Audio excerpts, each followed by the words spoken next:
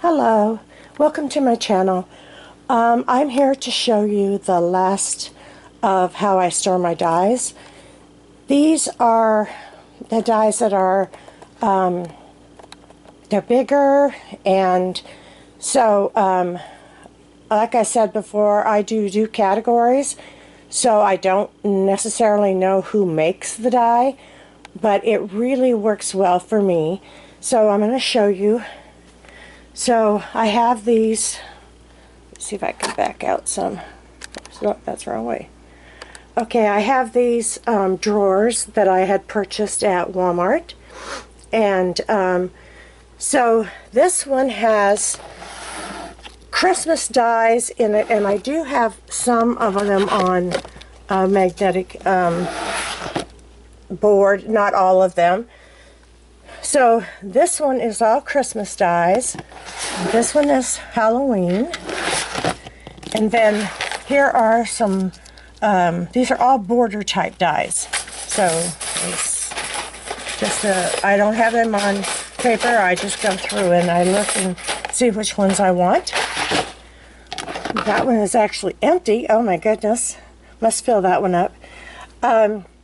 This one is boxes and bag toppers. And this one is tonic dies. So I did keep some of them in their own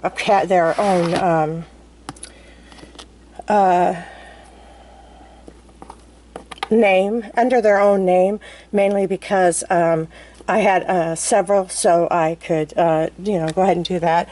Down here, this is what I call my lacy dies. So I have all these lacy dies, things like this. This is odd-shaped dies, which has a lot in it. These are things like stars, and if they're not a circle, square, or a rectangle, or an oval, they go in here.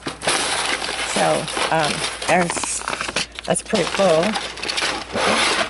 The next one is what I call lacy scene dies. That is things like this here, the water, you know, just various different dies. That's it makes sense to me. Lacy scene makes sense to me. Oh, these are some word dies. These are word dies that cannot fit into a category drawer. So I have them in envelopes with the name written on them. And a little something else I wanted to show you. Sometimes you can't remember what a die, so that one isn't. That one must be easy to read.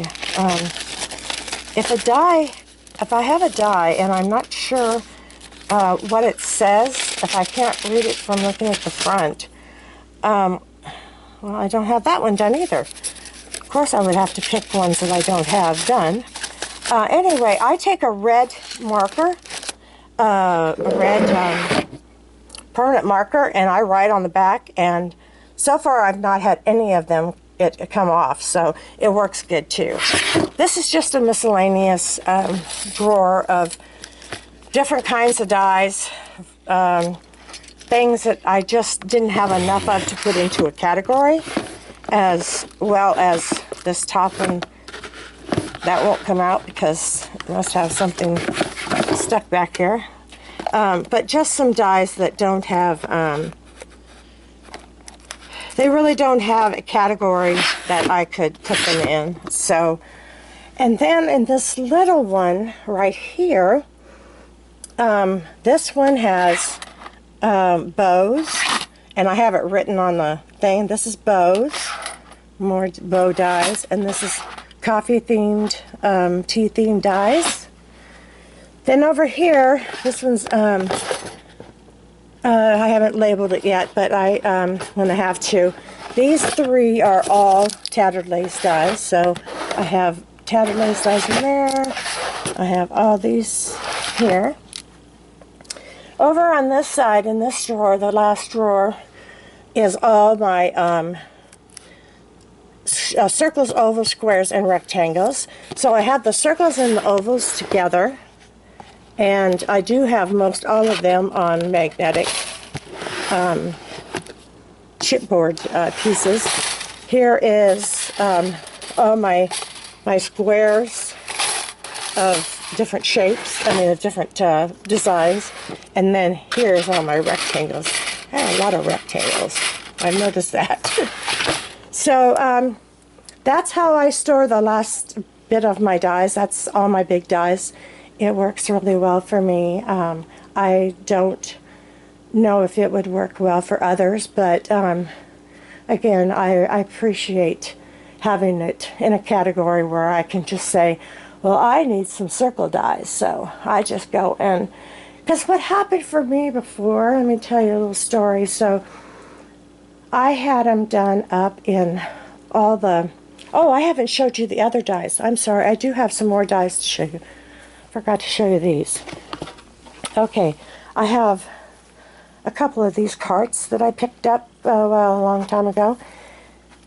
These two bins here are all paper piecing dies, and this is how I actually used to store my dies.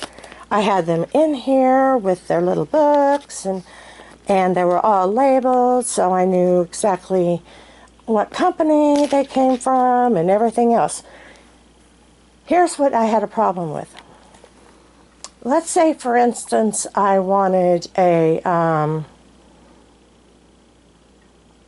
let's say I wanted a, oh, let me think of something that would, let's say I wanted a egg dye.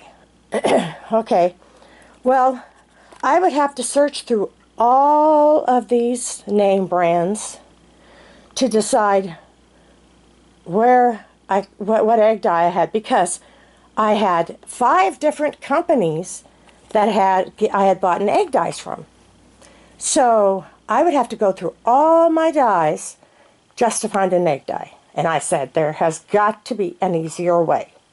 So that's why I have put my things into categories, because I got really tired of having to go through all my dyes just to find something that I wanted. You know, now if I want a Christmas dye, I know exactly where to go. If I want an oval dye, I know exactly where to go. So that's the reason that I actually do what I do and put them in categories, is because it's so much easier for me to know. It's easier for me to make something, because then I can say, okay, I really want this.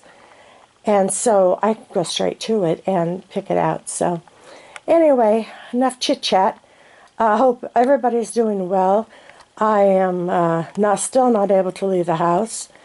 I'm having my groceries delivered and stuff like that, because I don't want my husband to go in.